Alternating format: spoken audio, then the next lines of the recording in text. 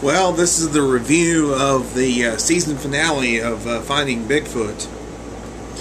Tonight's location was Prince of Wales Island, Alaska. Apparently the mayor of Heidelberg in the area has called in the BFRO team to look into the situation. The place they are at is 17 million acres and has the largest population of black bears in North America. There's a photo of what appears to be a nest that is shown. There's also photos of possible squash tracks and a photo supposedly of a squatch, which looks very ambiguous. Actually, all the photos are pretty ambiguous. The individual who took the track photos, his name is Howie. He's interviewed. He takes the team to where the tracks were photographed. He thought he had a feeling of being watched while observing these tracks. He and his neighbor. He was out there with his neighbor. Cliff measures Howie's boot and compares it to the photos.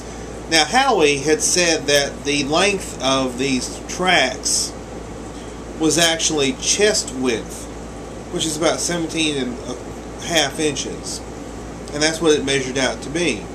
Renee was, as usual, skeptical. She believed that they are overlaid tracks of ungulates and bear tracks. Night ops are undertaken once again where they decide to do some calls. Bobo decides to do a howl, which is followed by Matt letting out a howl. Some type of clacking noise is heard by Bobo and Renee. Renee comes across a possible footprint. It's small, but it could be a baby track. Nothing else happens that night. In Klawak, another town hall meeting is called. Several witnesses do raise their hands when asked how many of them have seen squatches. One witness says it is wise to leave them alone, to respect them. That's Brenda. A lady named Nina claims to have had a piece of wood thrown in her cab. She found the piece of wood the next day and said it smelled gross. Says she saw something in a tree which had green eyes.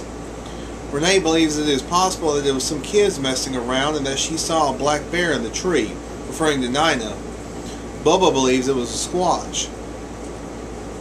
Matt and Cliff go to Brenda, who was actually, she and her cousin and her aunt were out looking for deer when they saw a possible squatch. They had a rifle with them.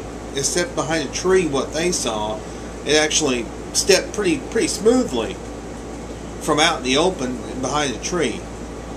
Cliff, in this case, steps in for the squatch. Cliff measures with his hand height, and it is measured that determined that it may have been 8 to 8.5 feet tall, the creature. Her clan's history is tied in with the history of the hairy man. A young boy named Osh is also interviewed about his encounter. He feared he would die as a result of the encounter. He was out hunting a deer when a squatch came close to him, about 20 to 25 feet close. He heard loud screams coming from 3 directions, then turned and saw an 8-foot creature looking at him. The group sets up a perimeter of laser lights to see what they can get in more night ops, and the results are, well, again, I won't give it away. I'd give this episode an 8 out of 10. Pretty good episode. A B+. This is the season finale, but next Sunday they're actually having a special Behind the Search Q&A show. 10 Eastern, 9 Central on Animal Planet. Check your local listings for time and channel.